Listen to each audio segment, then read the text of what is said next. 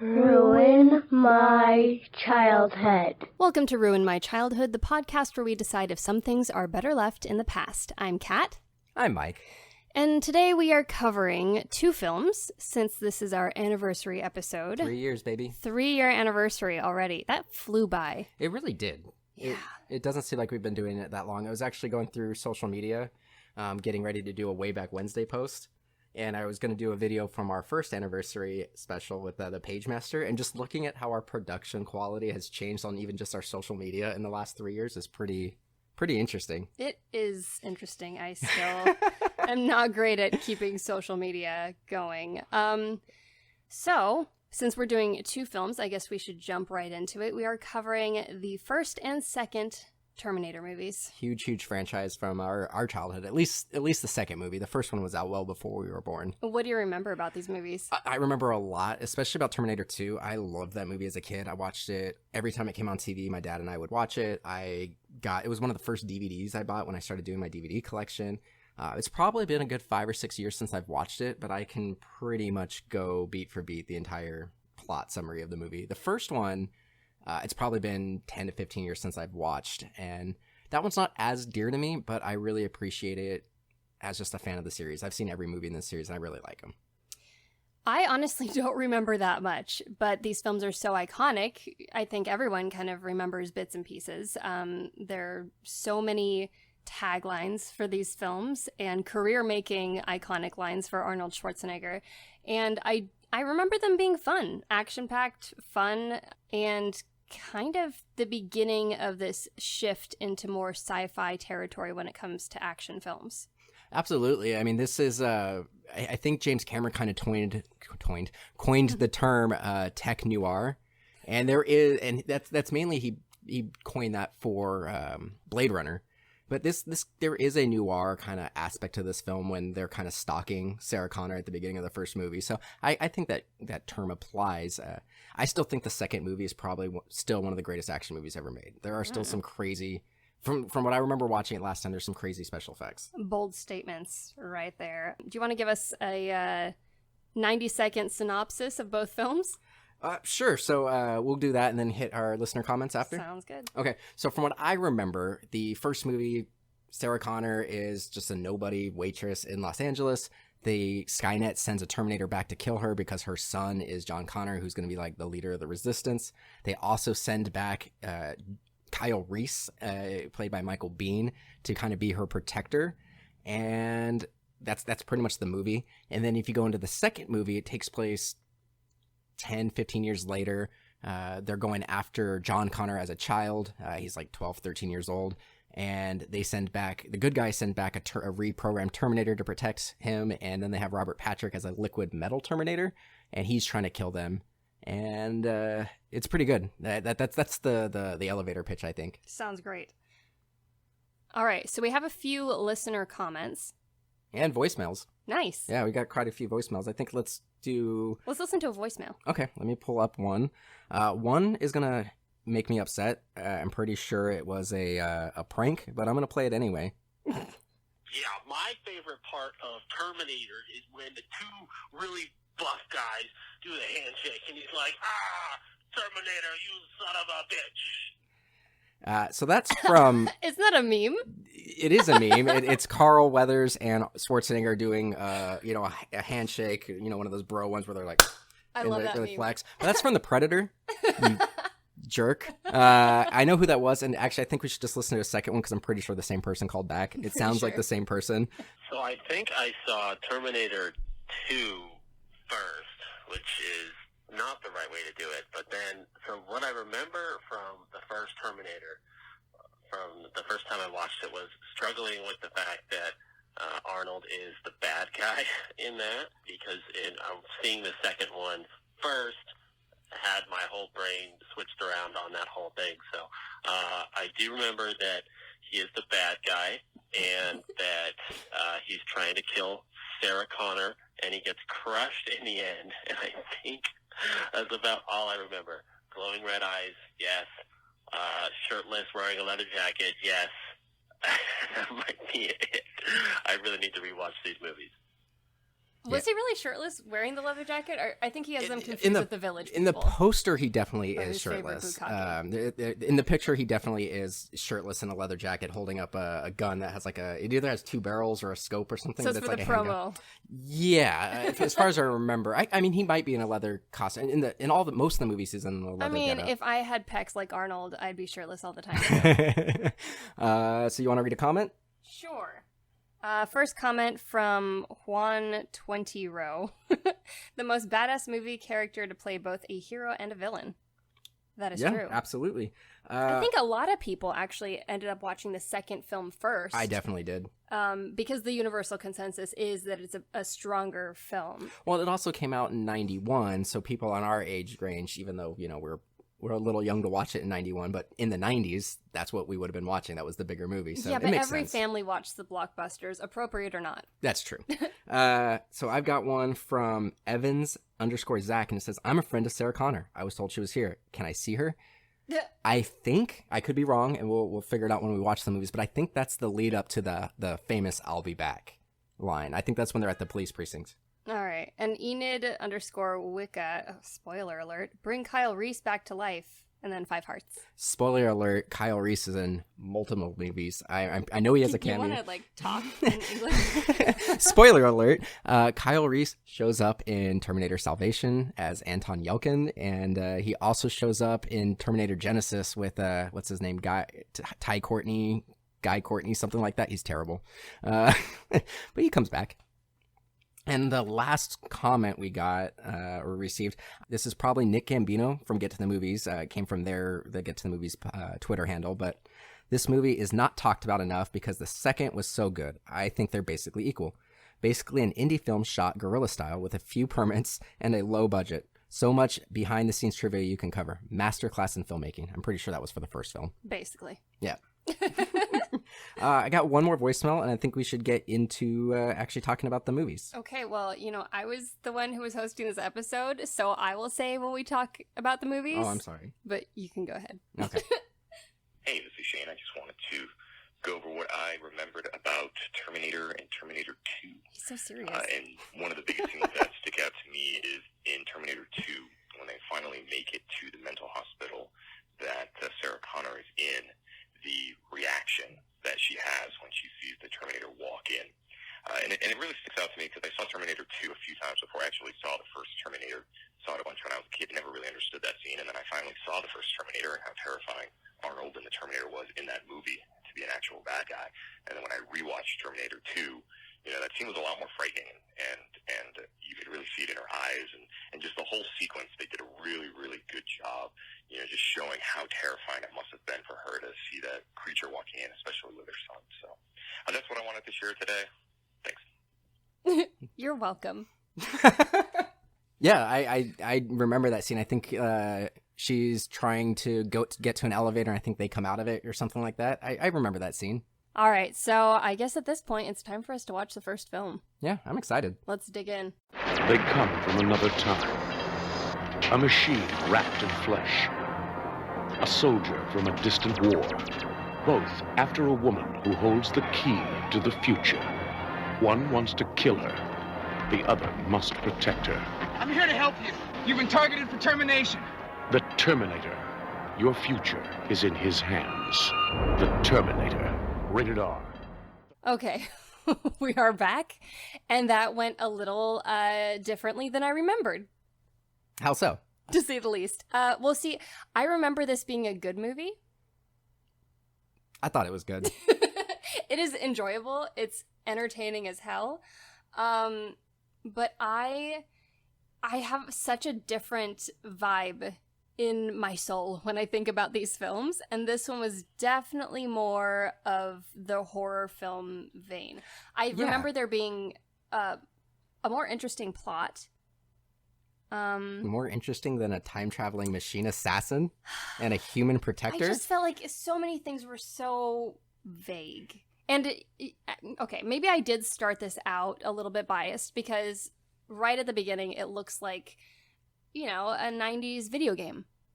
That's funny. I actually just full disclosure, I liked this more than I thought I was going to going Really? into it. Now, granted, as we were watching it and just before we watched it, I did go and look up some trivia. And so knowing a little bit more about the background and how the movie was made, I can forgive a lot of the dated stuff in here. Right. And we'll go into that stuff as we talk about the movie because I've got a lot. But The special effects are a product of their time, but it doesn't hold up, in my opinion. There isn't enough redeeming quality elsewhere in the film to salvage this. I think if the special effects were even just redone, it would be a better film. interesting. I mean, just it seems like they were so focused on getting the shot, and a lot of these really effects heavy films can become a breeding ground for those kind of days where you're like, Right. let's just get the shot, let's get the shot. You know, you kind of sacrifice performance, and I think they kind of sacrifice performance when they cast Linda Hamilton, to be honest. I mean, she was cheap back then, I'm sure. She carries the film and then she drops it. There definitely are some there are definitely some scenes that we want to talk about the dialogue, but there are some clunky dialogue. Like, I think the dialogue isn't great, and I do think every actor did the best they could with what they had. Right. But I agree. Even in the newer one, the main reason we decided to watch these movies is, one, obviously they're iconic. Terminator Dark Fate came out on Blu-ray a couple weeks ago. We watched it in theaters, and we've also been watching Halt and Catch Fire, which has Mackenzie Davis. Mackenzie Davis. Mackenzie Davis in it, who's in that series. And so we kind of were just like, oh, Terminator. Right. Let's do it. Where are you going on this tangent? But see, the acting, I feel like it's across the board with everyone. Like, very early in the film, you have the scene where the garbage truck driver is sitting in the cab, and all of a sudden, it looks like he's surrounded by lightning bolts. Yeah. One, how does he not get electrocuted? And two, how is his reaction, oh, wow. Like, he is just so low-key about the entire thing that happened. He has pretty much two lines that are supposed Right. to be exclamations of surprise, and they're both kind of like, huh. The first time, huh, that looks like lightning bolts. The second time, huh, that's a naked man. You know, the Mr. Universe appears out of nowhere, stark naked, after this mysterious electrical storm around you, which you survived, and you're not a little more surprised? It's Maybe odd. he was speechless. It's odd. I figured out where my tangent went, just to agree with you. When we watched Terminator Dark Fate, Sarah Connor, well, I mean, she is Sarah Connor, but Linda Hamilton really wasn't great in that one either. So, yeah, bad actor. It was the best she'd done. Yeah. God, I feel like we just trash her. What if she's like one of those actors who doesn't really do much except follow their own stuff as it pops up and she listens to this Oh, and no. we're just like shitting all She over has her? a Google alert for it. Sorry, Linda. Still iconic. Still iconic. I mean, it doesn't really matter how you get there. as Her long as you get physicality's there. good. Yeah, she's a great physical actress. um, yeah, it goes full bore into bad acting right off the bat. And it's also a little bit strange because pretty early on we get to Griffith Observatory and there are these three punks. Kids. And it is just completely over-the-top slapstick humor. Punk kids in their 30s. Right. Who are just hanging out at Griffith Bill Observatory. Paxton. Yeah, Bill Paxton is in there. And then Arnold, strips them naked and has his way with them. So one of the things I thought was interesting, and one of our voicemails mentioned the shirtless leather jacket kind of thing. And I picture Arnold in leather anytime I'm thinking Terminator. But in this movie, actually, majority of the movie, he's not in a leather jacket. He's in kind of like a canvas duster, and he has like this huge chain going around him because he stole the punk's clothing. So I was actually surprised most of this movie, he's not in the iconic leather. It's not until the after, I think it's before the police scene, after they fight him the first time and he goes and repairs himself and disguises himself a little bit. That's when he's in the leather jacket. So that kind of surprised me. He just looks so good wearing the leather jacket. Yeah. That's all you want to remember. Yeah, absolutely. It's all you really need to remember. Yeah. It suits Totally. him. Yeah. I can see how also there may have been scenes that were added or cut as they got into the filming process. And there were some scenes that kind of seemingly fell victim to editing and didn't really make sense. Like when Sarah Connor is working in the diner and a kid puts a scoop of ice cream into her pocket and another waitress walks up, and I don't know how she saw that happen because she was behind her. They hadn't had any real interaction earlier in the scene, and she just says something like, in 100 years, no one will care about this. Yeah. It's so random. It definitely seems like there was some editing out, and I've got some stuff about the editing, but I think maybe towards the end of this conversation, I'll kind of talk about that. One of the things I remember you laughing about while watching this movie was when he went to go kill the Sarah Connor. So he goes to the phone book, he finds 3 Sarah Connors, He kills 2 of them and her roommate thinking it was her. Right. And you were laughing at those Okay, scenes. I mean, it's just so over the top. Like, bitch is just going to get a sandwich, like minding her own business in the kitchen, hanging out with her iguana. All of a sudden, this dude busts in, and he doesn't just kill her. He, like, shoots her, 6 or 7 times? Why? You're a machine. You're better than that. I feel like he should just be able Precision. to sense where her brain is and do a one-off and be good. But instead, he messes up this whole thing. He makes a huge commotion.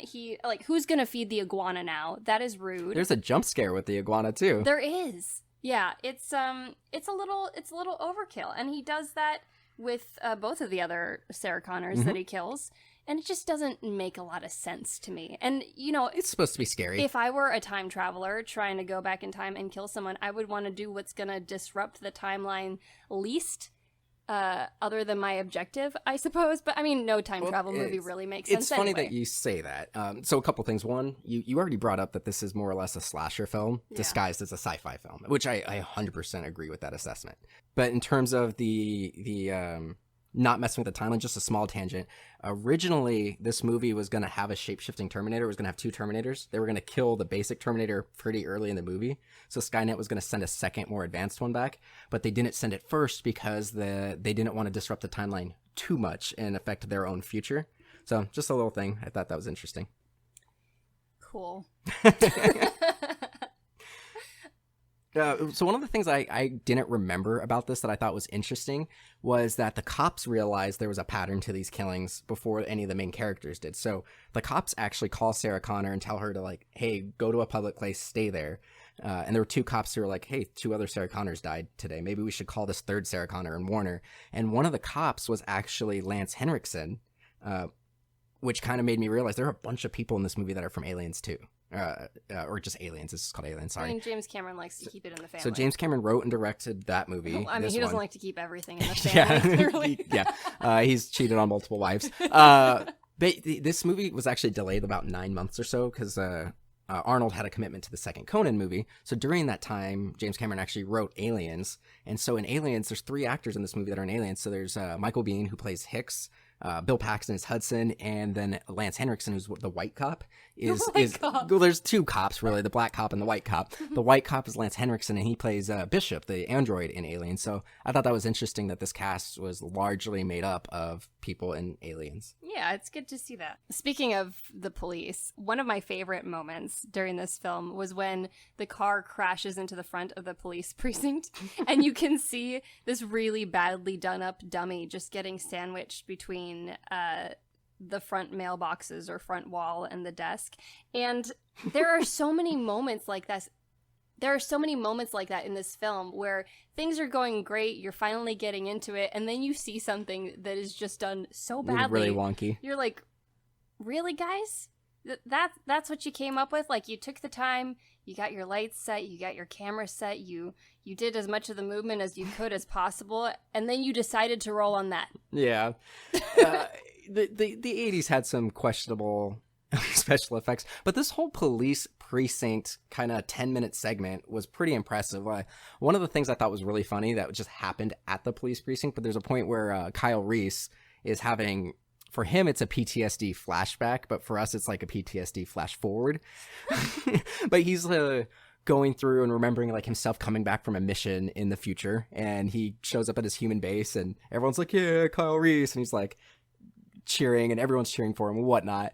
And then there's like these little kids who are like pointing toy guns at him like pew pew pew, and then he like does a little pose and points an actual gun at children. And I was just like, what is going on? And then a Terminator comes that's not Arnold, just massacres everybody, and then he wakes up, he's like, oh, PTSD. But besides that, once the Terminator shows up, he massacres the entire police precinct, everybody. Which is, it's a terrifying scene. Once again, slasher film. It is a terrifying, and again, it just doesn't really make sense in the whole scheme of things and their objective when it comes to time travel and not disrupting the timeline. It just feels like some sloppy work on the part of the future people. And they do go into more detail in the second movie from what I remember about how the time travel works. I don't think in the series in general, including like the TV show, that the Terminators really cared about messing with the future that much. So the humans definitely did, but I mean, everyone was a little bit foolhardy in this movie. We got the guy who's like loading the pipe bombs into the backpack, and he's just tossing them on in. well, he yelled No at big Sarah deal. for like bumping one while they were making it. Oh, so it's okay if he does it. And to be fair, they do hand wave some. fair. To be fair, they do hand wave some of the sci-fi stuff They by hand saying. wave all of the they- sci-fi stuff. They give some explanations of like how only organic material can travel, and that's why the Terminator had to be covered in skin, blah blah blah blah. But they also say like the guy's like, I'm a soldier. Like I don't know the time travel stuff. I'm not the tech guy. Like Right. I'm a soldier. Why would you expect me to know that? Well, and part of the hand waving also applies to the characters. Like, so much of Sarah Connor's dialogue is, I don't really know what's going on with this, but here's what I know. And because she knows so little about what's actually happening, she just kind of comes off as this raving lunatic. So you mentioned the dialogue being pretty crappy. And I kind of want to go specifically in one scene. So right after the police precinct, they go and get a hotel room and they bang. It's great. You know, I have this headcanon that because in the TV series I think Sarah Connor develops cancer, and so in my headcanon she got the cancer from banging future men, Kind of like the sea monkeys. the sea monkey experiment. So anyway, there's a So point. I Go think you ahead. have to explain this. Sea monkeys. If you take sea monkeys from the same generation, you freeze one set of them, and then you let the other ones procreate for several generations, and then unfreeze them. They have trouble coexisting. Yep. They if let's say it's 5 generations removed, a male from 5 generation removed bangs a female from generation 1, the generation 1 female like dies earlier. I like that you refer to sea monkeys as banging. Yep. So there's some great dialogue. Like I do want to read one quote that's kind of famous and then go directly into a really bad exchange. Great. So they're doing an exposition dump and she's asking Kyle a bunch of questions and he doesn't really know all the answers, but he says, you know, I'm from one possible future. I don't know the tech stuff. And she kind of hits him. He's like, cyborgs don't feel pain. I do. And then he goes, listen, understand, the Terminator is out there. It can't be bargained with. It can't be reasoned with. It doesn't feel pity or remorse or fear. And it absolutely will not stop ever until you are dead. I think that's terrifying. And I think that really makes the point of what a Terminator is. It is an unstoppable machine. And it destroyed an entire police precinct. So it makes sense. Like, this creature is not going to stop. You can't stop it. We can run. And that's all we can do. It immediately goes into the hotel room. And she's dreaming. And she wakes up and she's like, stumbles around and he's like, what? And she goes, I was dreaming about dogs. And then he says, we use them to spot Terminators. And she goes, your world's pretty terrifying. What? Like, she doesn't. It's pretty horrendous acting followed by very disjointed dialogue. Right. And then like they bang right after that, or they make love right bang. after this. And it's Like sea monkeys. it's super weird because she finds out that he has a picture of her. And he goes and talks about how he's been in love with her forever. And it is weird because it's a woman he doesn't know. It's basically like falling in love with Mary, Jesus' mother, kind of thing. It's super weird because like John Connor's the Messiah and he was sent back in time to protect her. And then he fathers John Connor Gives through her a time sea paradox. monkey cancer. Yeah, exactly. The whole thing is just, it's twisted. And you brought up the pipe bombs. One problem that I had is they made 7 pipe bombs. They mention it. There's a line of dialogue that says they have 7 pipe bombs. A lot of pipe bombs. Right. But they're getting chased in a tunnel, and they waste 5 pipe bombs in that tunnel and don't hit him with any of them. And then they use the last pipe bomb to destroy him mostly. But 6 pipe bombs, like just thrown away, doing nothing. So that scene is not well done, but it is so badly done that it's entertaining to watch because looking at it, there's absolutely no attention paid to continuity whatsoever. The explosions, I mean... They're weak. They're like smoke bombs. Yeah, what really happens? It kind of feels like it was 5:30 and they're like, we got to get this shot in the next 2 hours. Let's make it happen. They also didn't have permits for a lot of the stuff on the streets. So a lot of the stuff for cars they didn't have permits on. They also didn't really have a budget for special effects. Most of it was spent on the animatronics at the end, and then also the Terminator mask when his face is all damaged. So that's most of the budget. But they actually put acid on a jacket that Arnold was wearing in that scene where he's like on top of the car and then drives through fire and it's supposed to be burning. They put acid and they pulled it off just before it was going to like break through and burn his skin. That It's terrifying. Absolutely horrifying. This was guerrilla filmmaking. They didn't have permits for a lot of what they were doing. They just had to go for it. Right. Well, and filmmaking in general is such a boys' club, and whenever you have that much testosterone in one room and you're trying to get the shot and you're trying to get special effects, you're not paying attention to safety. Which now that the culture in the film industry is finally starting to change, when I watch that, it's upsetting. Like, it makes me angry to watch. Right. Luckily, it seems like everything went okay on set.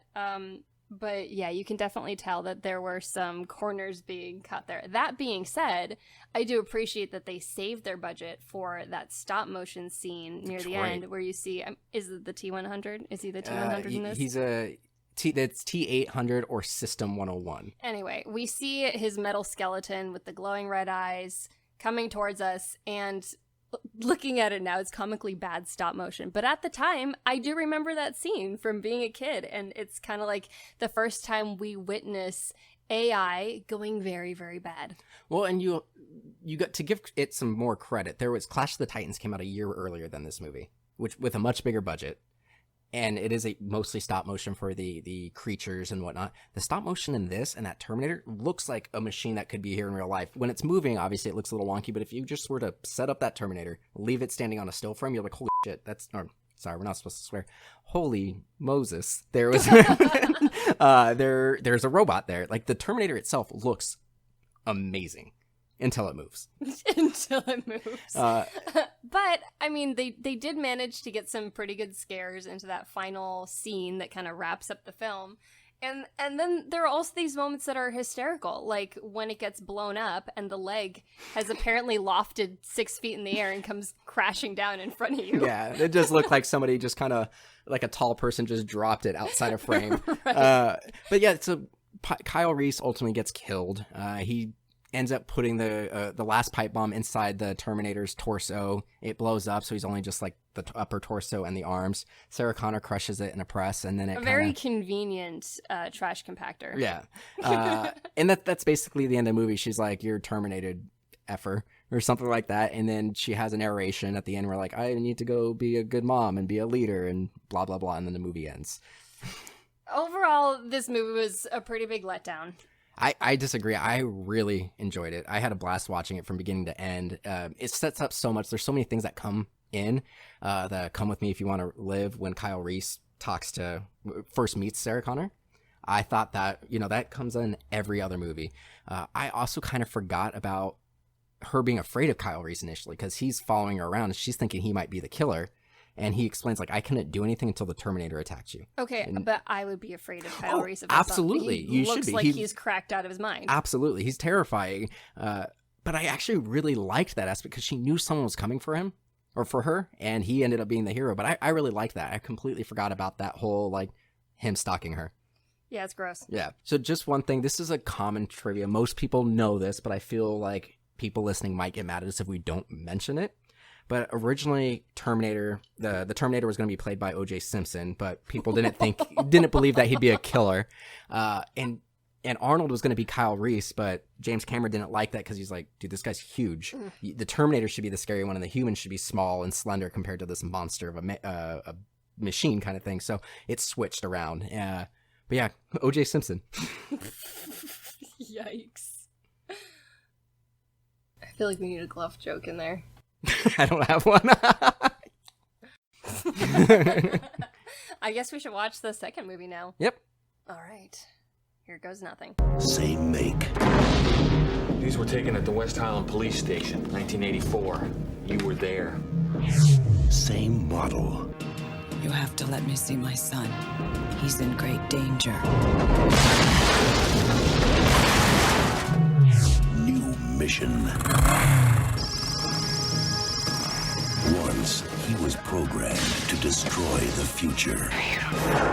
Now, his mission... Get down! ...is to protect it. Come with me if you want to live.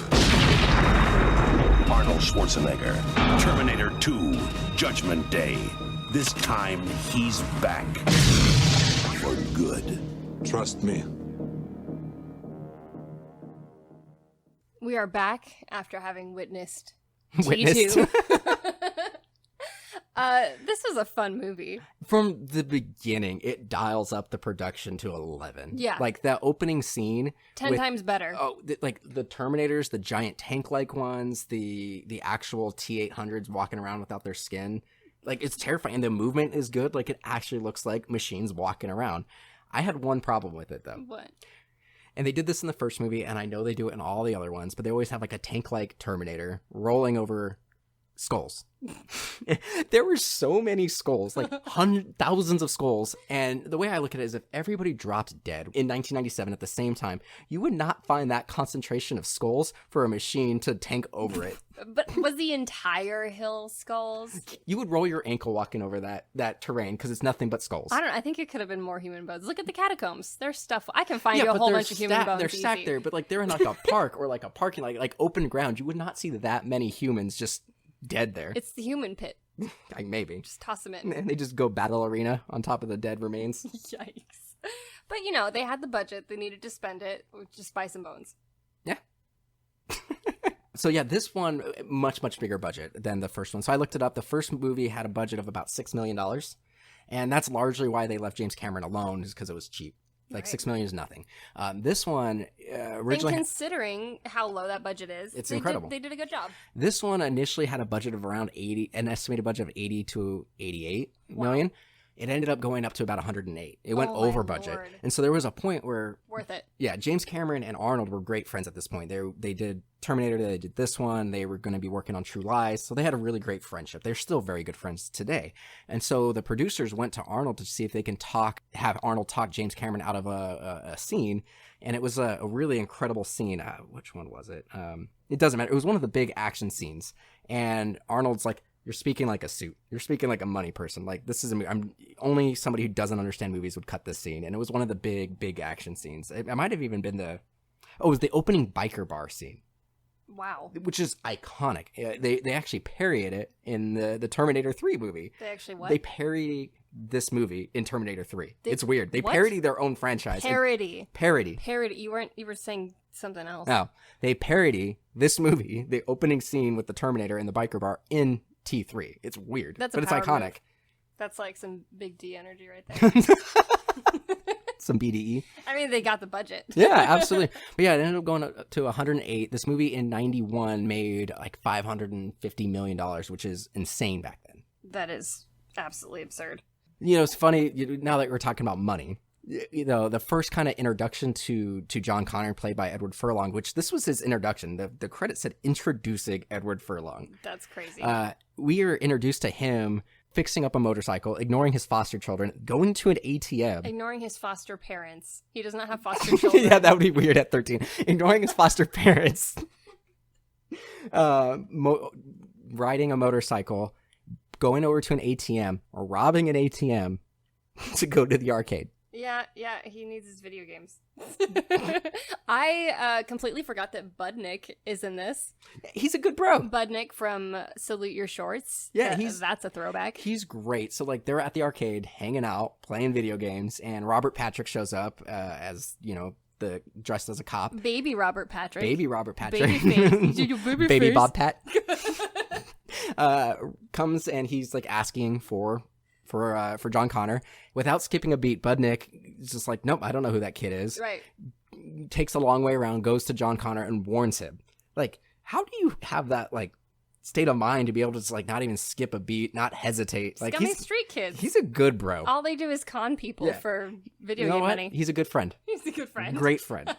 And then that leads into an amazing sequence. A huge chase scene. Like, a long chase scene. A long chase scene. So through the mall, the gallery, which I have to say, I appreciate this movie so much more living in Los Angeles. Right. Because I recognize so much. Like, I've been to that mall. Can you imagine shutting it down to film? I know, right? Yikes. So he goes through this hallway, and you see Arnold coming. He's got this whole like rose box, and he like in one seamless move drops the rose box, pulls out a shotgun, and starts shooting Robert Patrick's Terminator. And it's just like a great fight scene. Edward Furlong as John Connor gets on his dirt bike, goes through like the LA River canals, and then a big rig jumps off of one of the bridges. That was epic. It's insane. And then absolutely absurd. You have this, what I think is incredible, is while he's on a motorcycle, the Terminator the good Terminator gets on a motorcycle, jumps in as well, and he's wielding a shotgun one-handed, and he's doing this thing where, like, every time he goes to pump it, he, like, twirls it around in one hand and is shooting while driving a motorcycle. Arnold actually did that. And then it got to the point where he practiced it with gloves, but during filming, they said he couldn't wear gloves, so he kept pinching his fingers every time he was doing that, but he kept doing it. He almost knocked out Ed Furlong once while doing that, because he had to do it on a motorcycle with Edward Furlong in front of him. And that is something that I really, really admire and respect about Arnold Schwarzenegger. He's always had a chip on his shoulder about his accent or whatever, his shortcomings. And a lot of artists are just this way. They're never going to be enough for themselves. Right. But as a technical actor, he's like the best of the best. So physically, he does everything perfectly. Yeah. In the first movie and in this, every Terminator movie he does, whatever weapons he's going to be using, he would practice every day dismantling and putting them back together 50 times.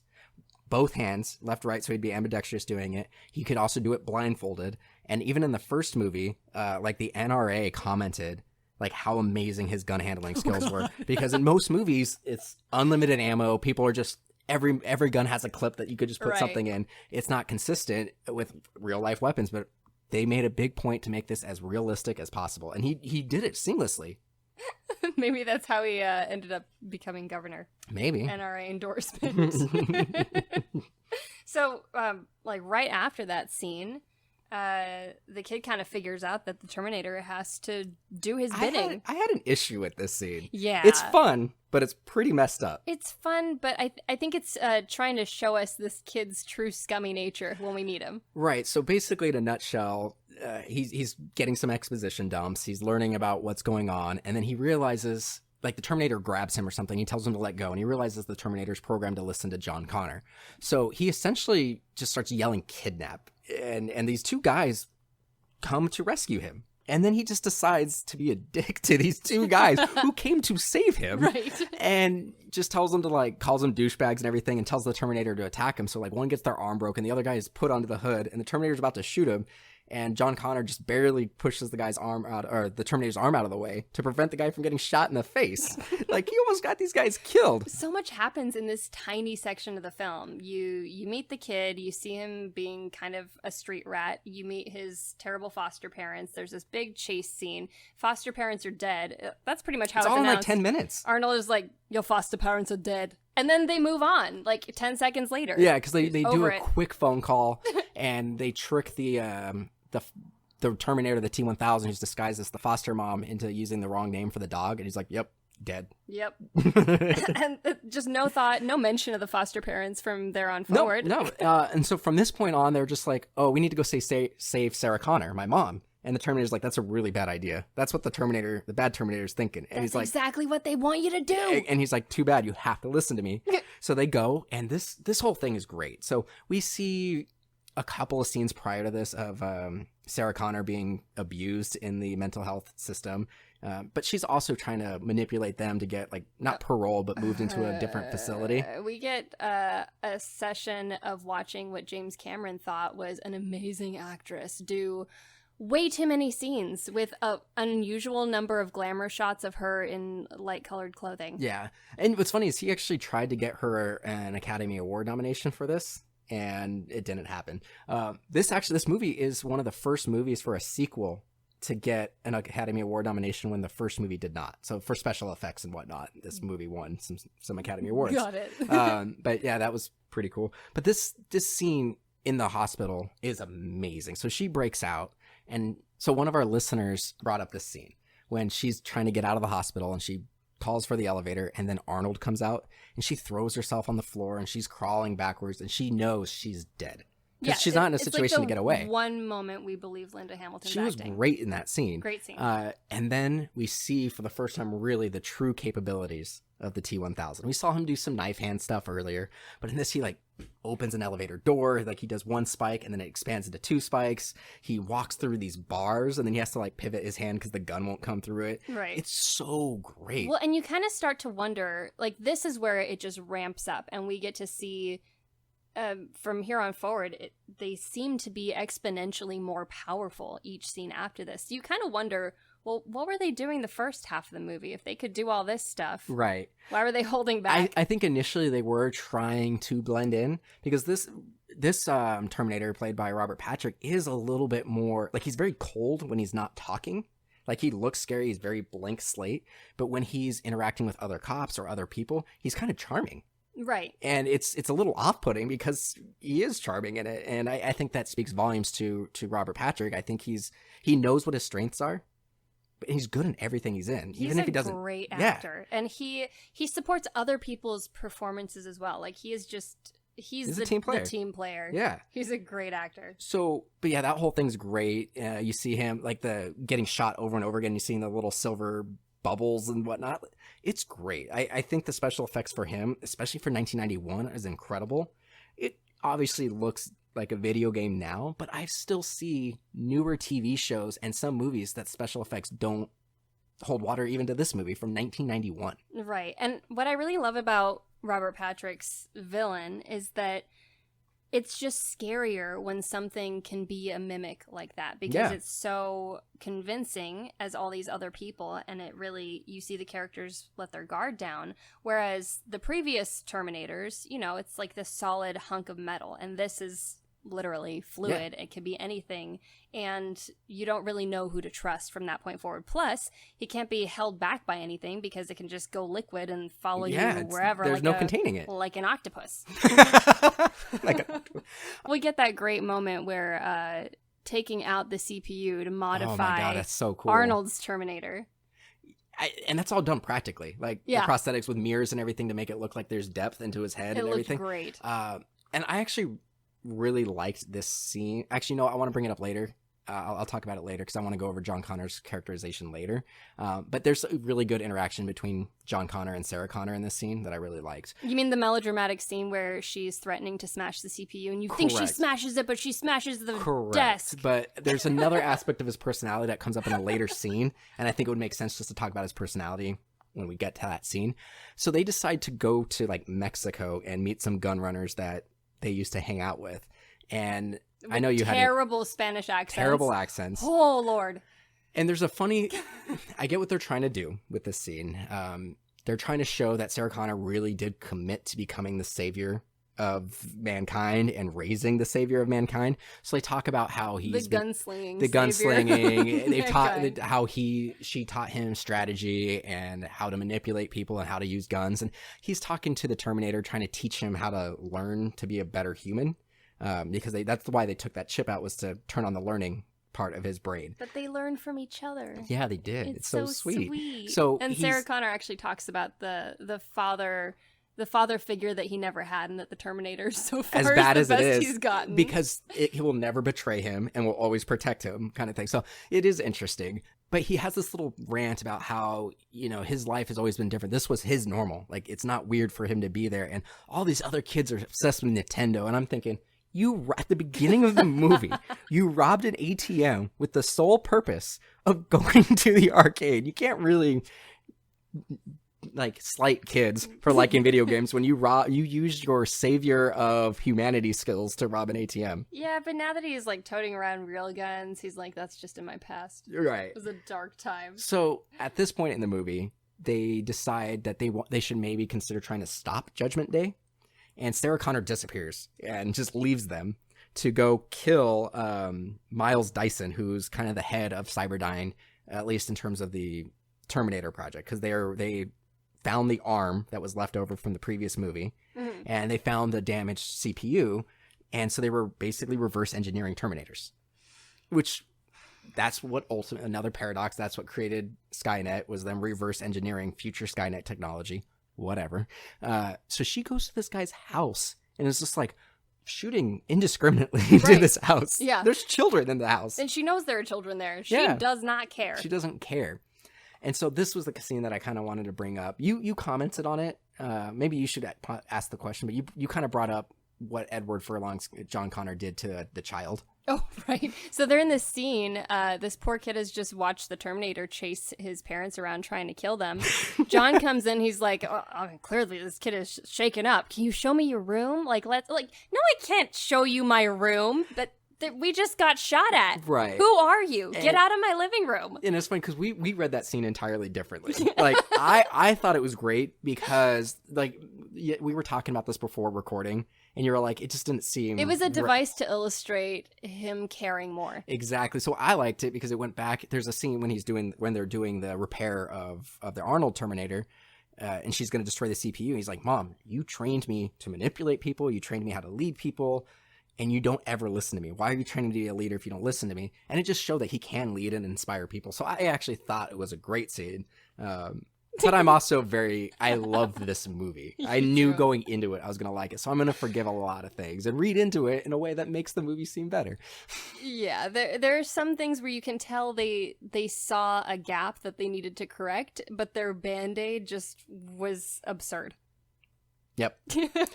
I thought the scene, like it's not really a heist, but the robbery of Cyberdyne was pretty crazy. Oh my God. They completely get this guy to flip and like, yep, because he takes off his arm in the house and shows his like endoskeleton arm.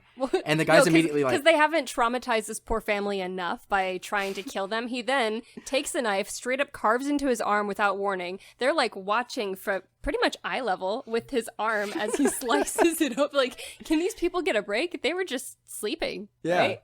Minding their own business. And there's never really any kind of apology for these people. They're kind of like, well, you're along for the ride, so I guess you can help. But it's never like, yo, sorry, we tried to murder you. Yeah. Can you help us? Yeah, so they go, this is a great scene, but we've got to start wrapping it up. But they go and they basically destroy the arm. And the cops show up and they just blow away the scientist, dude. And so when the cops come, he's shot, he's dying, he's great. He's just like... because he's about to die, and he's holding like a weight over the trigger for the bomb. He's like, I can't hold it. You guys better get out of here. And so the cops run, blow up the place, and then an amazing sequence of the helicopter. Oh, Lord. I know you had issues with it. Watching it made me nauseous. Because they flew this helicopter like 5 feet off the ground and under bridges and stuff. Under bridges. Meanwhile, there's a big rig and another vehicle. Plus, you have to consider the helicopter for the camera. And then whatever shots they got on the ground in follow cars. And it is just... It's crazy. It is union violations from the look of it. It was funny. It's like when the T-1000 goes into the helicopter, it's in the thing from like, this is digital DVD. Like you saw it for 20 years on DVD commercials of the Terminator like liquefying and his neck extending to get into the helicopter. The product is epic. The result is epic. Knowing how film sets work, it's terrifying. Right. I can see that. And then we get into the finale of the movie, and the finale really kind of kicks off with them crashing a liquid nitrogen truck. So good. And the Terminator going through and sticking to the ground and shattering, and it buys them a few minutes to kind of try to figure out what they're going to do. And they ultimately push him into molten steel. And then the Terminator has to kill. He can't kill himself, but he's like, yeah, if you don't kill me, Skynet's going to come because they're just going to reverse engineer me. But I loved that sequence where we get to see him slowly freeze and he loses one leg below the knee and then the other one. And then he just starts to crumble. And it's so good. It just looks so good and it's so well done. I don't even know how they did that. It's incredible. Yeah, for the time, I don't know how they did it. It's seamless going from person to this model that's getting disintegrated. Like I don't see where that cut is. And I think part of why it works is because the actors were such great physical actors, and it's easier to go from someone who can fully commit to being a robot and seamlessly blending that into something that is essentially a digital robot. Yeah. So I thought that was great. I really liked when Arnold is mostly destroyed and he's coming up that giant gear and it's slow, like Sarah Connor and John Connor are about to get got. Right. And seeing Arnold's Terminator in these scenes take damage, it feels like it was done 10 years after the first movie. The effects are so much better. It was almost 10 years. It looks really good. 84 to, so they would have been filming in like 83. Damn. So, and then this movie came out in 91. So yeah, it was like almost 10 years. It was 8 years between releases. You can tell. Yeah. It's insane. So yeah, and then the movie ends with like, yay, we did it. Pat ourselves on the back, narration kind of thing. We did it. I mean, it's just a fun ride the entire time. It's engaging. It keeps your interest. There's a little less hand-waving for the sci-fi aspects, which I did appreciate. And I appreciated that there was more attention paid to the people who actually created these Terminators, rather than they just kind of appear out of nowhere and start terrorizing humans for whatever their goal is. Right. What were some of your highlights? God, there's so many. We watched the movie, and before we decided to record, we went for a walk. Yeah. And we were talking about the movie, and I was just saying how we were comparing it to Dark Fate, which was fantastic. Oh, so good. We really enjoyed it. But Dark Fate had some amazing action, but what was the standout piece? Like, everyone, it just kind of all blended together. Every action scene in this movie could be the finale of a lesser film. Right. Honestly, that big rig chase to me is fantastic. The flipping of the shotgun, it just floors me how he's able to do that. You don't expect that big rig. No, it comes out of nowhere. Like, you see him take it, but to have it jump off that overpass and like drop 20 feet onto the LA River, and it's ramming the dirt bike that Edward Furlong is on, like, holy crap. Absurd. It's insane. The highlight for me was definitely the liquid nitrogen scene and the sequence with Robert Patrick crumbling and then exploding. Great. Oh, so well done. Yeah. It's everything about this film is there are some CGI that's dated, but you take that, you give it the little asterisk because of the time frame, and it's an incredible movie. Like, the entire time they're in the hospital, I thought was great as well. It became the quintessential action film, whereas the first one just kind of fell back on slasher themes. This movie just had so much more to offer. Oh, it's fantastic. And the movies just went downhill from here. Like I mentioned, T3. We covered T3 and Terminator Dark Fate on Remake Rewind. Check out that episode.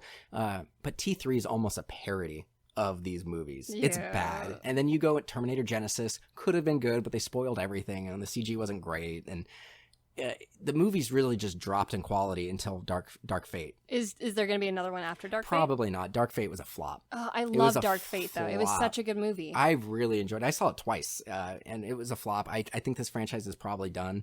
They did it as a TV show for a while. It was pretty solid with Lena Headey that I kind of want to go back and check out. Yeah. I don't think it's in the purview of this show based off when it came out, but I definitely want to watch it. Definitely worth watching. All right, so what are we covering next time?